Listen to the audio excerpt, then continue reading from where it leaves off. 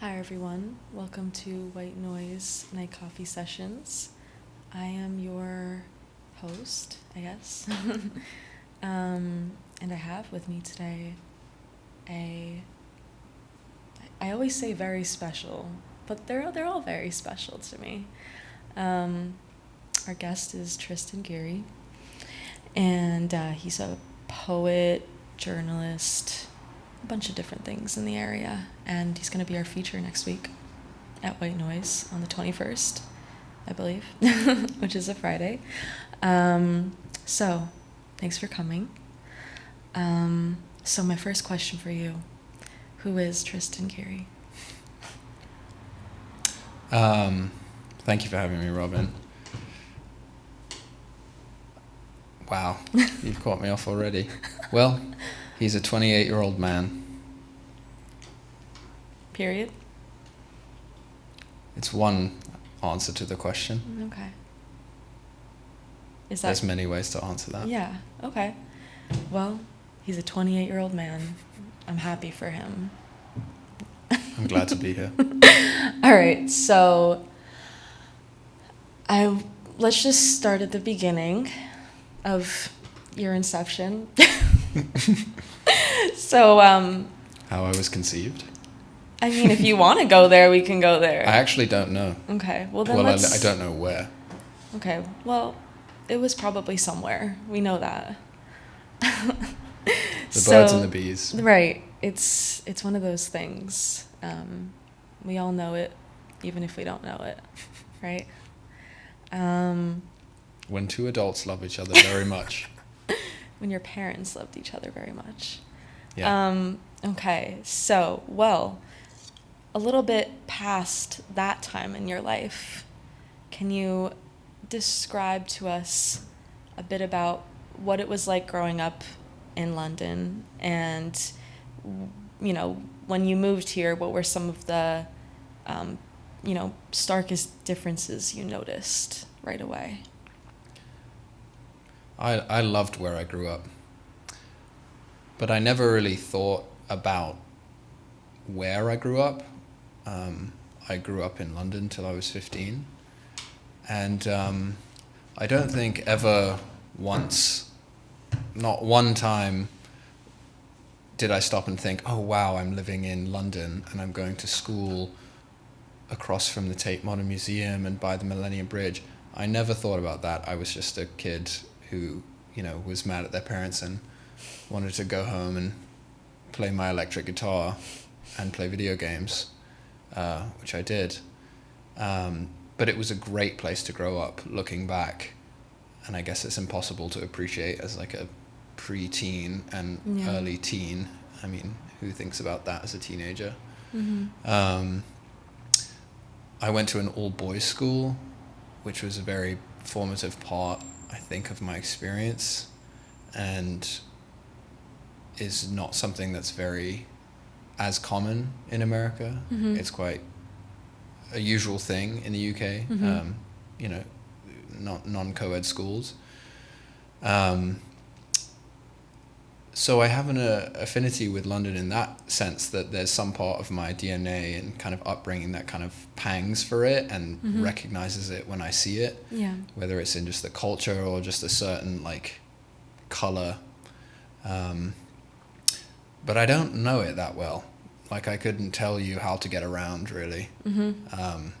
I could teach you how to use the tube, the subway system, mm-hmm. but I wouldn't be able to point out different neighborhoods that accurately on a map. Yeah. That I could do with, say, New York City, mm-hmm. which, I've never lived there, but just being in that orbit, I've come to know it better. Right. As an adult. As an adult, exactly. And then I moved to America 2 weeks before my 16th birthday, and went to the opposite school that I was attending in London, and mm-hmm. by that I mean I was going to school with girls, which was a big deal for me because I hadn't even talked to a girl up until that point, let alone going to school with them.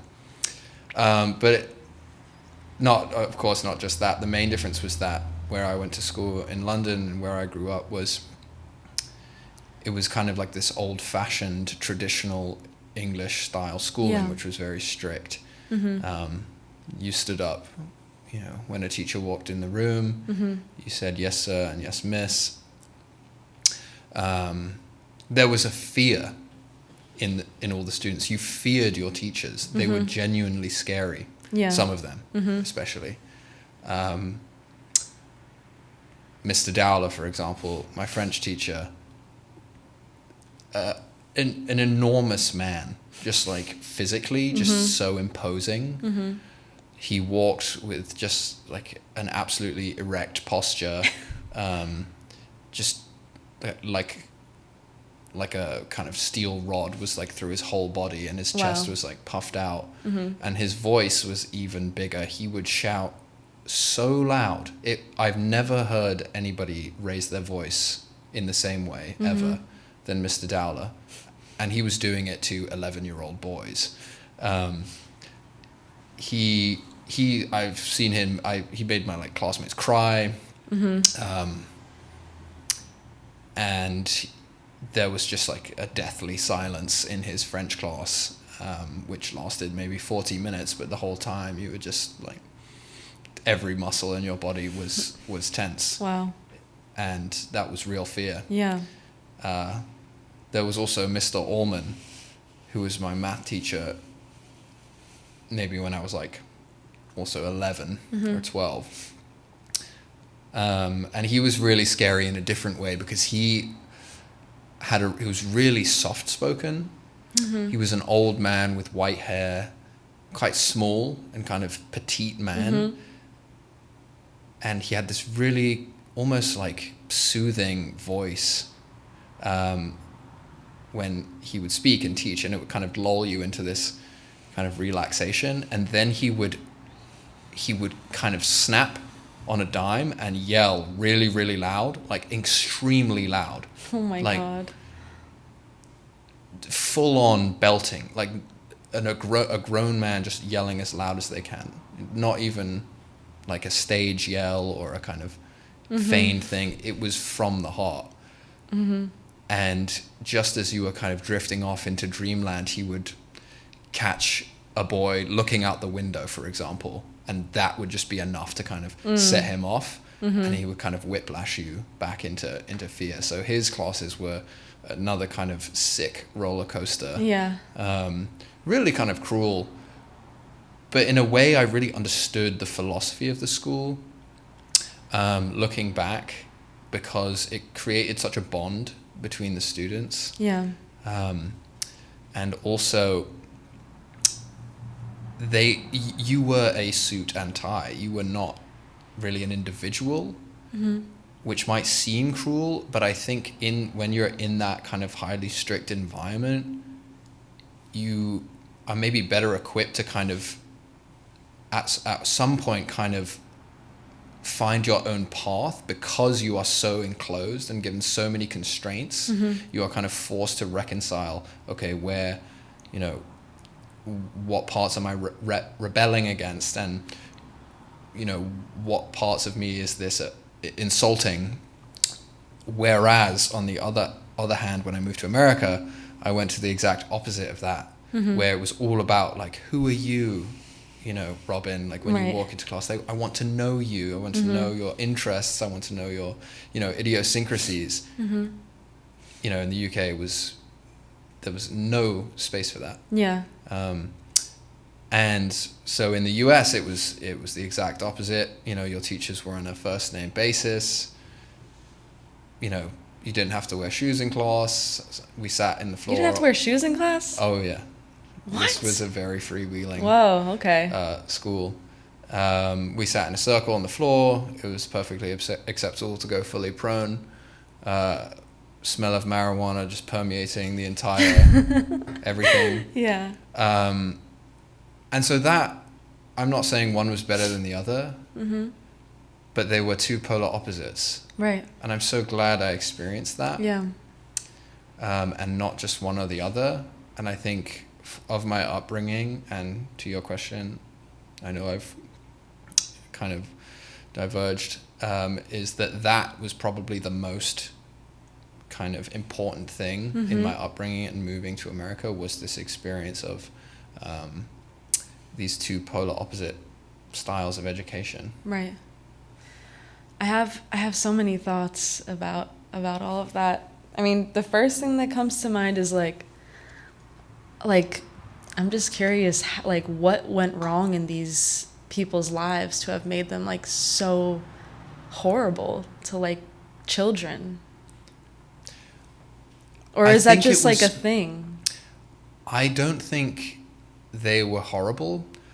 In many ways, I think it was a performance. They knew what they were doing, and it was the philosophy of the school to instill fear in the children.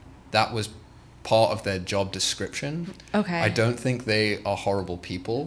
Probably. You think like outside, as you become an adult and you run into them at the pub later on, they're not going to be throwing books at you and yelling. Yeah, well, of course. It's a philosophy of education that you instill a kind of respect and fear of authority, which the school in America I went to was explicitly against. Right. So was it hard for you to like shake some of that conditioning when you first, started attending school here? Yes. I didn't really know how to act for the first year. I definitely felt some culture shock. I think one of the biggest things was humor that I tripped over all the time. I was going to school with, I was a 15-year-old boy surrounded by 15-year-old boys. You can imagine what the kind of humor was. It didn't really translate that well. Yeah. Like very dry, and the British humor in general that you see on TV and in popular culture is also very dry and dark and kind of black comedy, which I've always loved, but never been that good at, I think. And there was a kind of like safetyism, I think, in moving to America, a very kind of hyper alertness to other people's feelings. Yeah. Which I think is in American culture large now still. Oh yeah. So that was kind of a weird thing to navigate. But then I kind of found my people and it was good. And then after secondary school, you went to Bard, which is like really as progressive as it gets in terms of higher education. So how would you say, I mean, I think college and university in general are really like what shape us as young adults. So how would you say that your experience there shaped you, like for better or for worse? It shaped me in both positive ways and I guess in negative ways, or kind of ways that I realize in retrospect. Let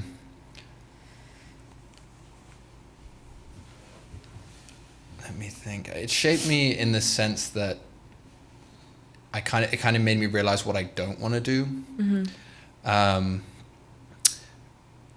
Bard was a time of withdrawal for me, a kind of just opting out of things, which was really disappointing in a way, because I thought college was going to be this time where you come out of your shell and kind of flourish and like be your authentic self. For me, it was very much the opposite. I kind of withdrew to the practice rooms. I was a piano major and just focused so much on music and playing the piano and kind of wearing this kind of, slightly antagonistic mask everywhere. But in other aspects it was great. I think that like part of the education that I received there was really good. Some of the classes I took there were fantastic. So there was good and bad. I think it shaped a lot of what I think about groupthink. Because I think part of the reason I withdrew internally was this kind of underlying sense that there was an established way to be. And I don't think I consciously realized this, but I just kind of maybe subconsciously was like, oh, I need to not ripple the water, and I need to not ruffle any feathers, and I need to kind of be as small as possible. Which is, I'm not blaming anybody, and I'm not blaming the school. It just kind of was the culture of the moment, and I think it was just how I was at that time. But ironically, Bard's motto is a place to think. I found a lot of like groupthink, a place to groupthink, perhaps. But I am so grateful to Bard in other ways, because who knows, how things would have ended up if I didn't go there. I still have amazing, friends from that time, and I'm, in contact with some professors, and it's set me on paths that I would have never even dreamed that I'd be interested in. Like I ended up taking Russian for 2 years, which was, I think you could trace probably like to trace that to me featuring at White Noise next week is a direct line, because that introduced me to so much Russian lit and Russian poetry and Russian writers, who that was kind of major kind of clicking moment for me, where I was like, oh my God, this is so exciting and I want to pursue this. So Bard is a magical place in that way, in the sense that you're going to do things that you would have never expected. So that's really interesting, because the next thing I was going to ask you was going to be about your path with music, and because we're here today because you're a writer, but that's not really like where you started creatively, right? Right. So what would you say is like, how would you trace that that interest, and what made you want to pivot away from that? Right. Since I was about 16, I wanted to be a bebop pianist. That's all I wanted to do. Like, I wanted to be really good. Why?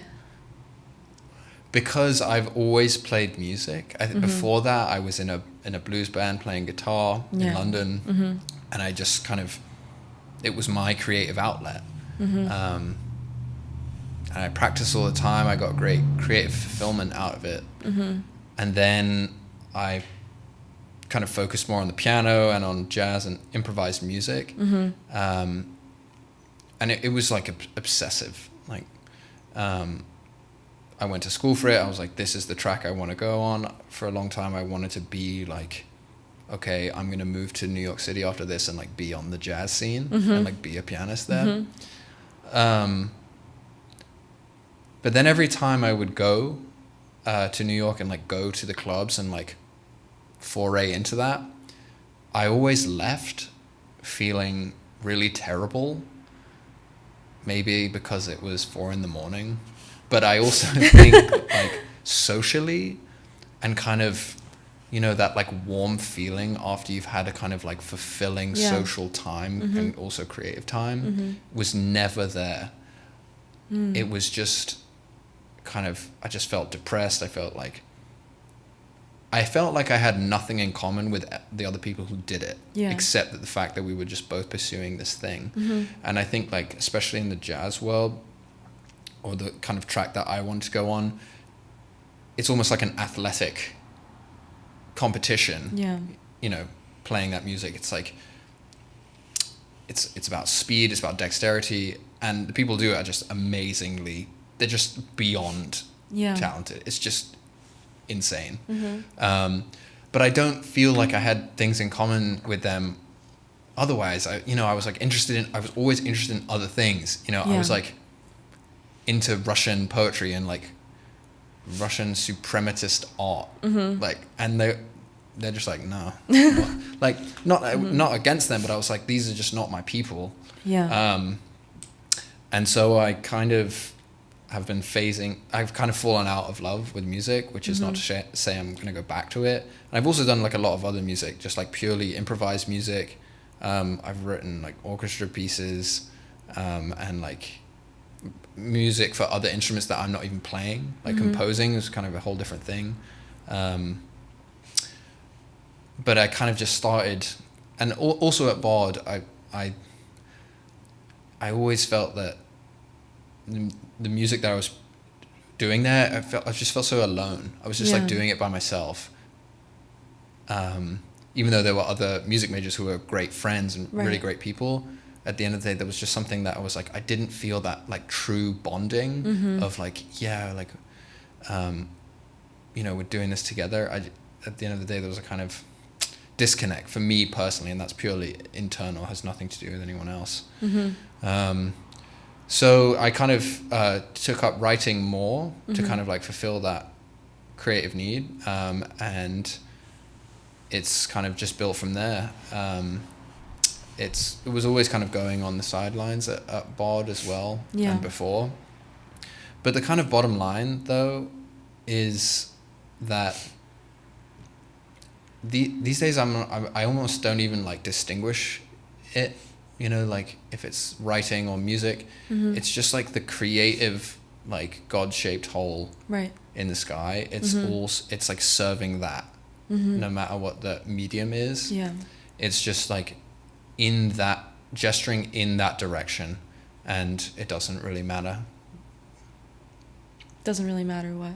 If it's music or writing or dance. Right. I like thinking about it like that. I feel like I kind of approach things similarly. I think, though, as a writer, it's hard for me to be like, to step away for, an extended period of time and just like pursue something else without feeling like guilty almost. Like I'm like, oh, I'm abandoning this thing that I love because I'm not feeling inspired right now, but that's my fault. And I felt that a ton with music. If I didn't practice, just like the practice anxiety was incredible. It was and it just became like why am I doing this if it's not making me happy anymore? Totally. And I think that's, I think there's a real sense of like masochism that we have as like young adults that I feel like is channeled in so many different ways. And I think for creative people like us, when we have something we're so passionate about, it can become like something that we make hurt us too, because we're putting so much of our lives and energy into it, and it's like it takes all of the good and all of the bad parts of us. And I think that can be tough, that it's can be really hard to see through to the other side, I guess, in those moments. Well, in response to that, a lot of the time, though, I'll wake up and, like, the last thing I want to do is, like, anything creative. It's like, oh man, like, I have to... It's like brushing your teeth. It's like, I have to go do it now. I know, and a lot of the time, it's like... It's not... It's just like a just a drudgery. Like... Oh, yeah. And I'm sounding really pessimistic, but like I'm like, why did I I've invite you to never do like this again? leapt out of bed to do any of it. Right. And I really want to, and I would really love that. Yeah. But it's definitely more of a dragging myself to do it. Yeah. But I do it, and then it becomes clear every single day why I've done it. Yeah. Once I've already began. But every single day is the same negotiation. Oh, yeah. I think, with myself, and the same kind of dragging. Yeah, maybe I need a different coffee brand So- or something. Are you more of like an evening writer? No. You write in the morning? Yes. Okay. Interesting. So it's like, even though you have that like kind of like stuntedness when you first wake up, you're still like, I'm gonna do it right now. Yeah. Maybe 30 minutes after Oh, I get up. okay. So you like take a bit of time to... I have to drink a coffee for sure. Okay, you have to drink. Okay. I can give you very specific of what Let's it is. let's get if into you specifics. Like that. Sure. If this is at all interesting to anyone. I think someone will find it interesting. I wake up ideally at like 7:15. Mm-hmm. This is like dream scenario, which Mm-hmm. doesn't always happen. 7:15. I'm like standing up. I'm standing up at 7:15. Mm-hmm. Then I will have coffee. And I'll do all that, get dressed, everything. And then I have a little studio space also in Hudson where I live. So I'll be there at like 7:45. Wow. Then it's like 7:45 to like 9:45 or 10 is like the writing time. And then at that time, all like work emails and stuff start flowing in. Wow. So then it kind of has to taper out, and I have to start thinking about other things. So that's like dream scenario. Mm-hmm. It doesn't always happen if I'm up late, if I'm just like whatever and undisciplined, which I'm undisciplined all the time. Yeah. It isn't exactly that, but I try and keep it as close to that as possible. Wow. Yeah, today was like 8 That you got there. that I was standing up. Oh, that you were standing. All right. So you were a little off today. But I didn't have that many like work things, so I could go till a bit later. Right. Gotcha. Okay. So it depends on other things too. Yeah. Yeah. But just like in the kind of weird fairy tale land. Right. No, I it's totally like get it. for some reason those times, I just like those times. Yeah. When I'm up at those times, just like the way the light is. Yeah. No. Totally. You know? Totally. Yeah. But it has to be the more like it can happen at night as well, but it's much more unreliable. Yeah. Yeah, the morning for me is the time. Wow. Interesting. I'm the opposite. I learned that recently. Yeah. Wow. I mean, I think stuff like that is really interesting to know about people who write and create stuff, because for me, it's like I have to, I mean, I work like a 9 to 5, so it's like impossible to do anything unless I actually wake up early, which also feels impossible most days. Yeah, I should mention, I don't have a real job. So take everything I say with a grain of salt. And right, you're living like our dream lives, like all of us writers. Yeah, yeah, exactly. Yeah. Yeah, like, I'll try to like write something on my lunch break, but I end up just like writing about the cat in my office and like how she's harassing me or something, and it's like, what am I doing right now? That's cool. Can you read that? Right now? The next white noise?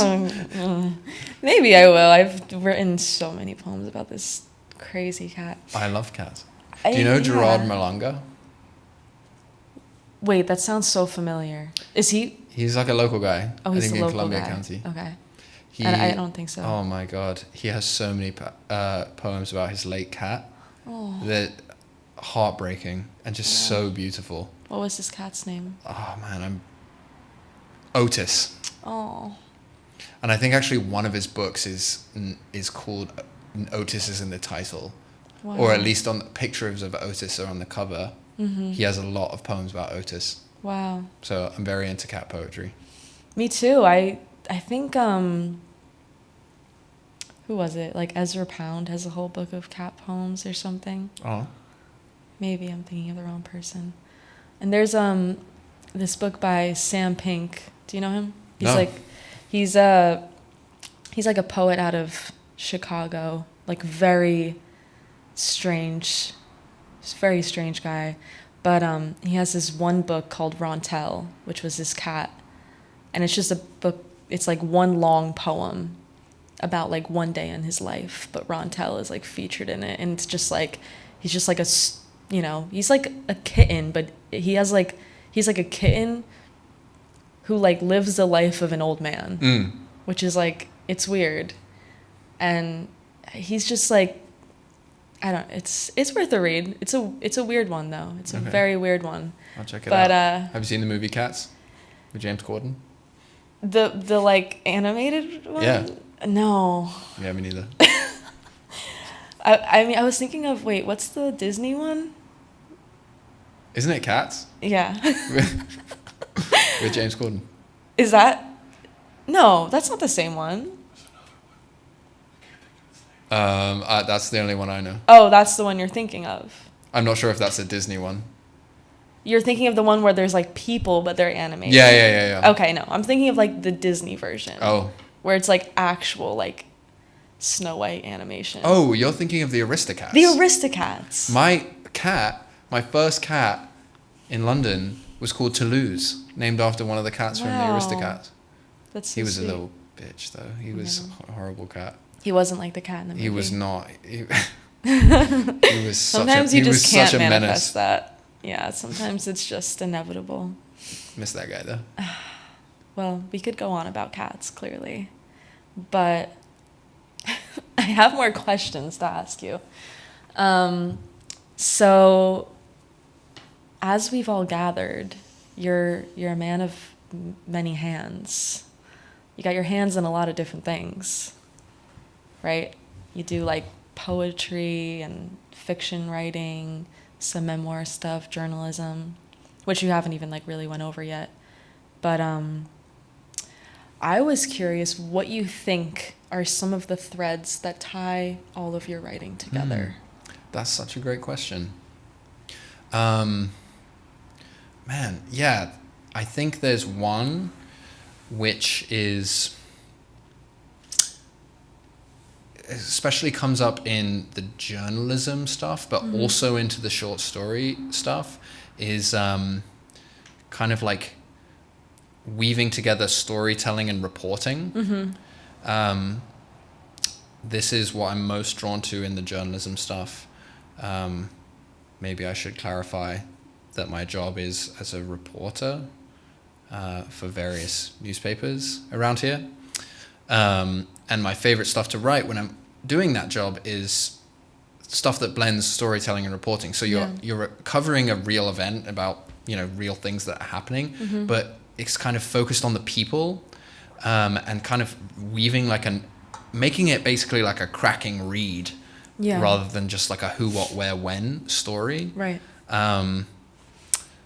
One of my favorite people who does this is Dan Barry, who writes for New York Times, and he does like this so well. Like, for example, he had a story about William Kennedy, the guy who wrote Ironweed. Okay, yeah. Who it's all about so Albany. Random. I just watched that movie recently. Right. They made a movie with Jack horrible. Nicholson. Wait, they made two movies. The one with Jack Nicholson. Is that the original one? Or I think so. 2002? That's the original one. Okay. So it's like from the 50s or whatever. No, okay, no.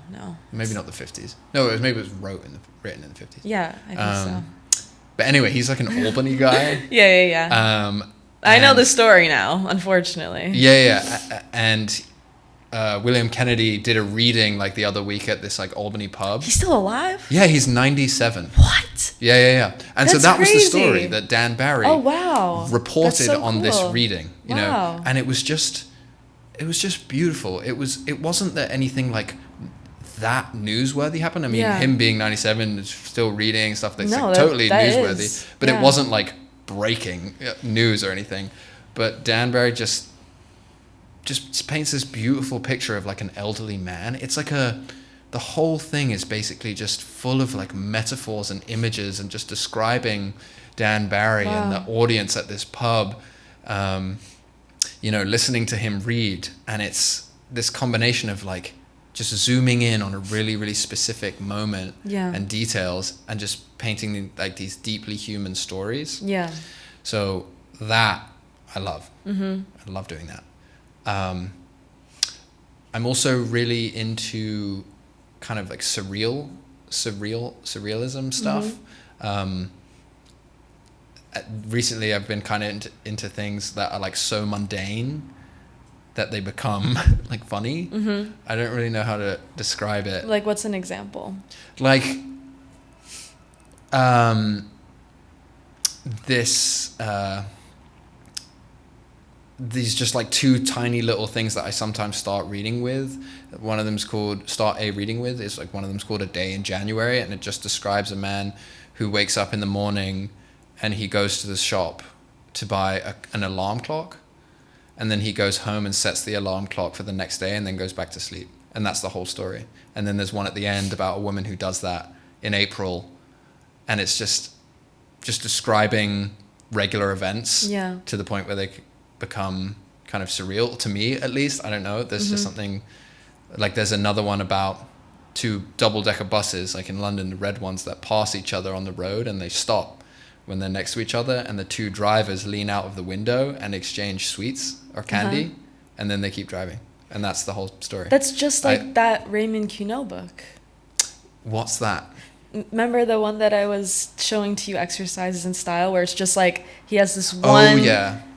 Sorry, I don't mean to cut you off. No. But it just reminded me of that, because it's just like he has this one scene that he starts with. This like these two guys on a bus, and I think they're probably in France or something, but that doesn't really matter.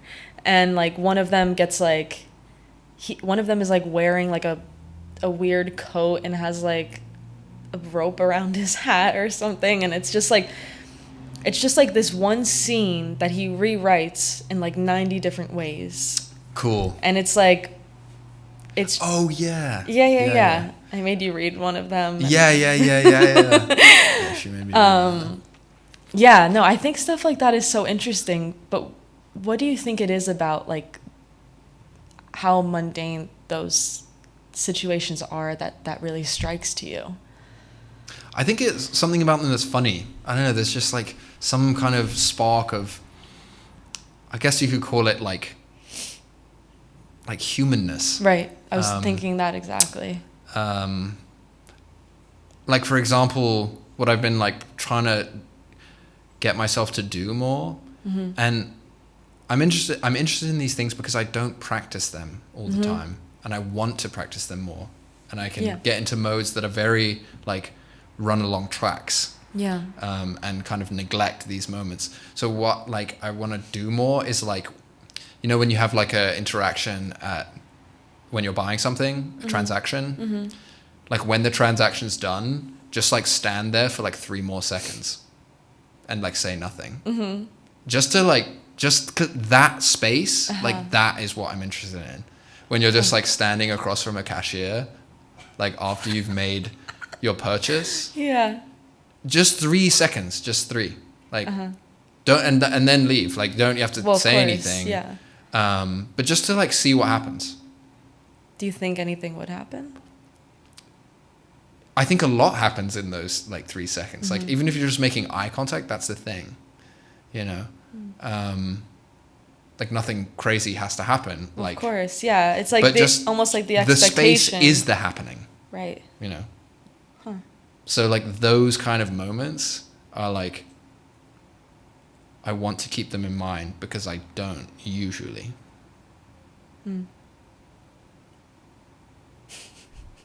I was just thinking, like, what if I just like stared at you for like 3 seconds and that was a great 3 second pause. You did it, Robin. You did it. You're welcome. I'm good at that. I'm good at just staring with nothing in my mind. Cool. Well, I didn't know that. That's such an interesting like thing to manifest in your writing.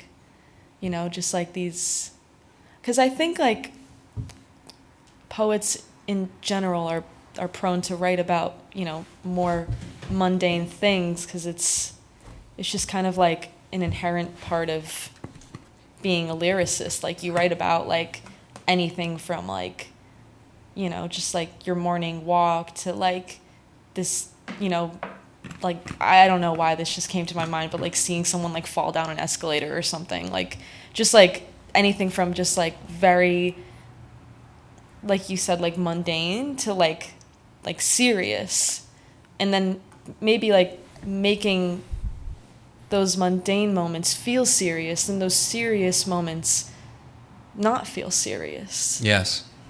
And I have another example, Yeah, which yeah, is yeah. exactly No, like please, this, yeah. which kind of connects the journalism stuff with the creative writing stuff. Uh-huh. For example, I have to report on a lot of town boards and like local government, Yeah. which sometimes the things discussed in those meetings are like, I don't want to call them boring because actually they're not, but on this, because of the thing we just talked about, but You can call them boring, at though. surface value, it's like voting on whether we should move this traffic cone to the other side of the road. Yeah. You know, shall we put up a street light? You know, shall we fix the roof of the town board of the town hall? And it's just like reporting on this just like very mundane local government, which is important, and the local government is important. Yeah. But like when I'm at those meetings, reporting on just like the most boring stuff, I'm like looking at the people I'm reporting on, and just like me, the reporter is like, okay, yes, culvert repair on Route 82, great. But like the other me is like, oh my God, there's like a little bit of spit in the corner of the town supervisor's mouth. Oh, wow. And like that man's skin is like kind of yellow. And you know, that councilwoman's face is extremely severe. And like, and sometimes I wish I could like, and this is kind of that project that I was telling you about, which I'm not going to go super into because I'm still trying to like figure it out. But like, that's kind of it. It's like, sometimes the creative writing I like to do is a kind of reporting, but it's kind of like anti-reporting. Right. It's like reporting on stuff that would never be published. Yes, exactly. Precisely. Yeah, totally.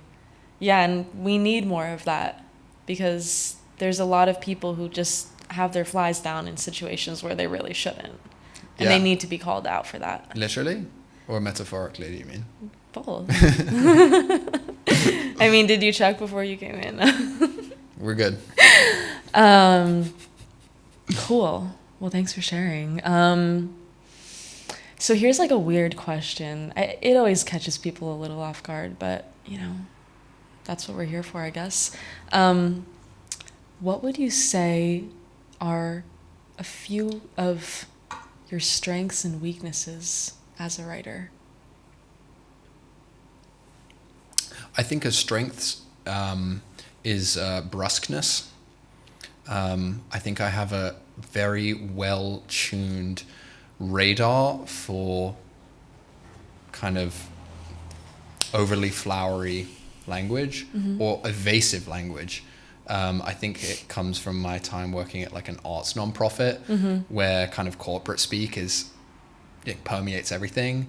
And I think like corporate speak has even infiltrated our like interpersonal interactions with people sometimes. Yeah. And I definitely do this. And it kind of goes back to what I was saying about kind of tiptoeing around each other's feelings. Is that we kind of talk in roundabout ways. And I sometimes can like see that in writing. And I think my radar for like seeing that and eliminating it is well tuned. So I like that, and I want to keep tuning it. I think a weakness that I have is maybe discipline. I think giving up pretty much. I think when I like get uncomfortable, I'll just stop. Uncomfortable writing. in what way? Kind of like what I was saying, like sometimes the writing is just like I don't know what I want to say. It's like frustrating. It's like the thing I want to write is like a feeling, and the whole process is basically pulling it out of yourself. You can use kind of whatever kind of bodily function metaphor you want there, but it's appropriate. Like that's kind of what it is for me, and it's just like really uncomfortable. and so sometimes I'll just like be pulling that thread, and I'll just be like, I'll just stop. And I think a lot is lost that way. I got some advice the other day that I use too many adjectives as well, which is true. So You think that's a bad thing? it can be, yeah. And it can be counterproductive to the brusqueness thing. I see. Interesting. I mean, I can see that, but yeah, I guess too much of anything can be bad, right? Yeah, that's true. Interesting. I was also wondering, I mean, you mentioned Russian literature as like a big inspiration for you. Are there any other, literary touchstones for you and writers whose style you feel you've come to reflect in a lot of ways or bounce off of? Yeah, definitely. The one, kind of my top guy, is Daniel Harms. Mm-hmm. He was a Russian writer in the first half of the 20th century, and then he died in the Gulag of starvation in 1941. But a lot of people call him an absurdist, and he was in some ways. When you read it, it's very absurd. But it also goes back to this kind of surrealism stuff and also describing the mundane. Mm-hmm. I think he was really, really good at that, and he affects me greatly. And I have Bod to thank for turning me onto him. Mm-hmm. He's been kind of just somebody I keep going back to. Mm-hmm. There's this great kind of collection called The Blue Notebook, which is, something I'd love to go back to. Mm-hmm. He was also a children's book writer as well, mm-hmm. which I love, and I want to think about more, like the connection of like writing children's literature, mm-hmm. and something about like being a child with this kind of like uncorrupted sense of wonder and playfulness. Yeah. That I love this idea of like brooding, like depressed Russian adult writing for children. There's a connection there. Oh yeah. And maybe they're both trying to like capture that same imagination. Yeah. The child just inhabits it and doesn't have to think about it. Right. But you lose it perhaps when you get older. But maybe by doing creative stuff, maybe it's all basically to return to the childhood mind. Right. In some way. Mm-hmm. So I love that. Yeah. Also, I just love that image. Yeah. Also, another Russian, Vedensky, a great poem called Rug/Hydrangea, just Rug/Hydrangea. These are all translated from Russian as well, so like, I wonder how it would be to like read them in Russian. Mm-hmm. Another person I'm super into is Myriad Byrne, who's she's the literature professor at RISD currently. Oh, cool. Wow. She's so cool. Wow. She has a great book called SOS Poetry. Mm-hmm. And you can find out, do you know about Yubu Web? No. Oh my God. I found out about Yubu Web recently. It's basically like a it's not the dark web, but it's a kind of like a shadow library on the internet, mm-hmm. which publishes like so much avant-garde art for free. What? Yeah, it's called Yubu Web. Okay. Are you putting us all onto this right now? Yeah. UBU WEB. Mm-hmm. And you can find so much stuff there. It's very like you won't find like full feature-length films, mainstream films, but you'll find like there's so many categories like film, writing, photography, other kind of experimental performance. Like so stuff you're not going to see on Google. Yeah. You could maybe find it on Google, some of it. But it's all for free. Like it's a pirate. It's kind of like guerrilla Robin Hood library. Love it. How did I get onto that? Oh yeah, because Myriad Byrne, mm-hmm. who I found on Yubu Web. Wow. She has a book there called SOS Poetry. Mm-hmm. And really cool. Some of it is so like, it just blew my mind. Like some of it is just like a list. Just like a list of things. Yeah. And like she has this one thing, it's like, I can't remember like in what context or something, and I'm paraphrasing, but she's like, if it has like the spark of poetry within you, mm-hmm. when you're writing it, that makes it a poem. Like even, it could be a list of like, for example, like I have this one which just lists times I got up, mm-hmm. in the past 3 weeks, like mm-hmm. just times, like these are the times I woke up. Mm-hmm. And it might just be like boring and bullshit for some people, but for me, I was like, it has the spark. Right, totally. Like to see it in a list, it has that kind of just like momentum of a poem. And I was like, that, okay. So to me, I love it for that. Yeah. And so she does a lot of that. Wow. And then I wrote to her because I liked it so much. I wrote her a letter and sent her some of my stuff, and she wrote me back and sent me one of her books, like, you know, that's that amazing. I could hold, which wasn't on UberWeb, which I'm forgetting the name of, but I read it and it was great. Everybody should check out Myriad Byrne. It's, oh my god, I'm gonna like butcher the spelling of her name because she's Irish, and it's like Myread maybe, or Mai. I think yeah. I think that's how you spell it the second way. Yeah, and then Byrne is Byrne. I think. Yeah. Myriad, if you're listening to this, I'm sorry. Like May Read. Yeah. May Read. Yeah. Yeah. Cool. So maybe it's May Read. I'm not even sure if it's called it's pronounced Myriad. I don't even know. May Read is a common Irish name. Oh my god, I'm sorry, May Read. If you're listening, I love you. I had a friend with that name. That's the only reason I know that. Yeah, it's totally May Read. I just like found it on UberWeb and I was like, Myriad. And been calling it that. I like Myriad too. She would approve. She's totally gonzo. Hell yeah. I want to read her stuff now too. That's awesome. Cool. Thanks for putting us on. My last question I think I have is I always like to, mention published stuff, and I know you have a few self-published books that you have put out. If you want to talk about those a bit, how those came to be, and if you want to maybe throw in some info about stuff you have in the works as well, if there is anything. Sure. I have stuff I could read as well, maybe. Yeah, do it. Wait, let's do it. We've never done that. Let's do it. The books I made are literally watercolor paper, which is really good for like making a chapbook. I found. I work at Spotty Dog, and they have an art supply section, and I like get the 9x12 watercolor paper, which is just like so nice and like rough.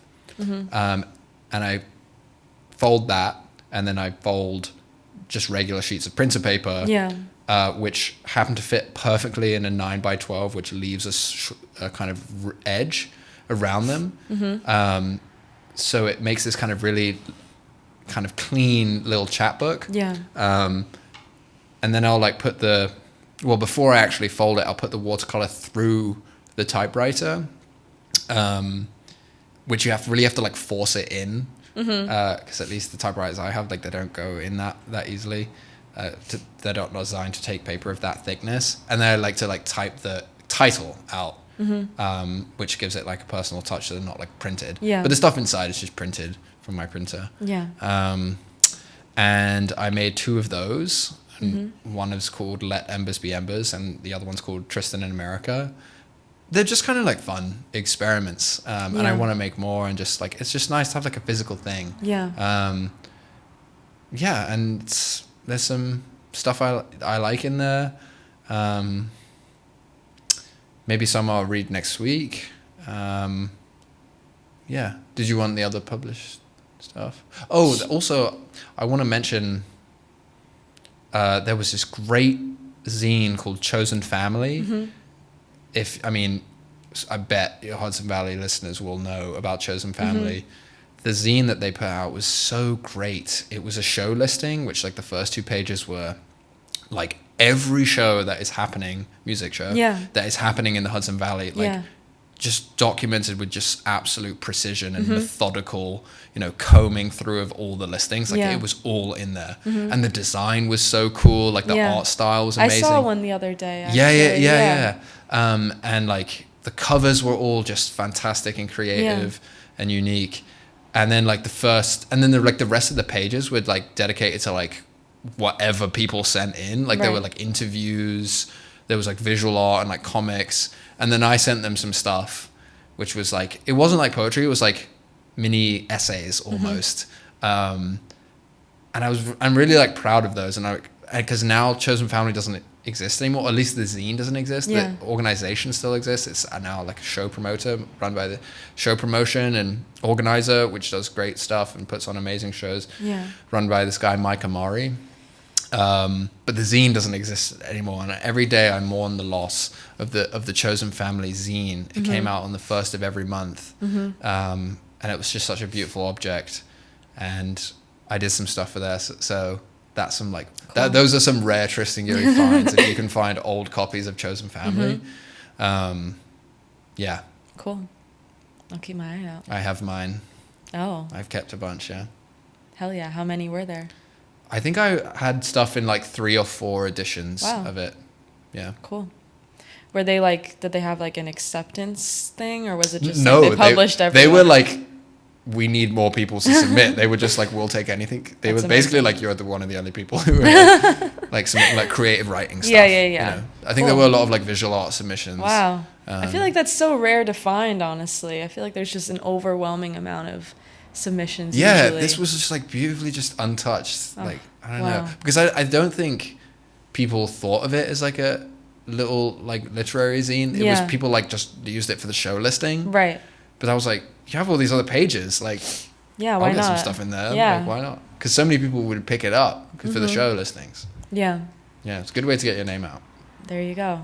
I mean, any way to get your name out is a good one, such as being on White Noise. Exactly. This is the kind of Madison Square Garden of the Hudson Valley. Of at least Kingston. Don't be humble. Robert. Even there, it's like, I have some competition out there, but I see you guys. Well, do you want to read us something? Sure. Cool.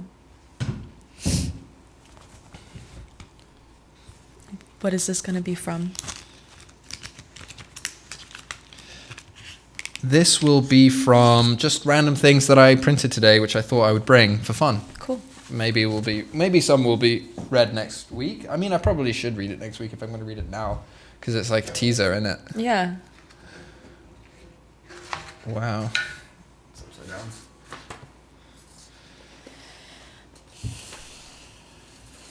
Yeah. Okay. Okay. Yeah. I'll do this. I'm in this class at the moment, like a flash non-fiction course taught by Hudson Valley Writer Center. Shout out Hudson Valley Writer Center. They're so good.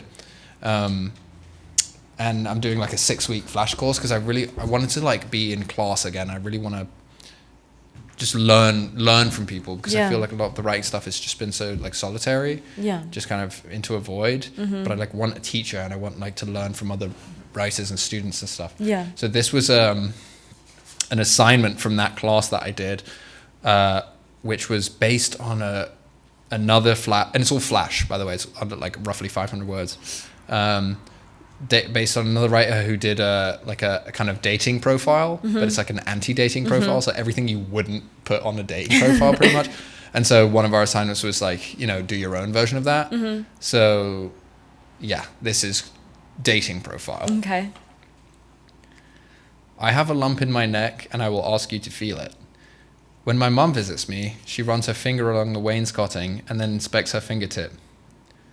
Yesterday, I had a dream that I was dating Liz, but I broke up with her the day we started dating. Liz basically understood and gave me $40. I promise I won't do this to you, but do you mind if we split this bill? Then came another chapter of the dream, the performance. My day always begins with a question. What can I accomplish today? Sometimes it begins with another question. How long can this go on? I am not a good candidate for hypnosis. I can't come to the honky-tonk flea market tonight. I have dream analysis club. It's not that I'm not political. It's just that I don't want to talk about politics with you specifically. I always say I want to write more letters, but first I need a letter to respond to. Where are the letters? Where are they? My mailbox is empty. Whenever I learn about a public someone, I look up their Wikipedia page and find out what they were up to when they were exactly my age. Then I scroll down and look at how they died. Then I go back to what I was doing. Pause. I need to suck the red wine spill out of this jute rug. Then everyone stood up and clapped. I am against the word modern being used as a prefix. Modern dating, modern medicine, modern dining, modern city life, modern issues, modern world. That's just dating, medicine, dining, city life, issues, and the world. I'm a great candidate for hypnosis, but it has to be right now. I like you. I really do. But please know that I will never like you more than a quiet and unremarkable evening. I'm a conservative because I think some things ought to be conserved. I'm a progressive in the sense that there is progress to be made. I won't tell you who or what because I must make an offering to the great squirm. But it doesn't matter because what I really wanted, what I should have just told you at the start, what I really wanted to begin with, and this is something that should never be approached abstractly, was to dance with you.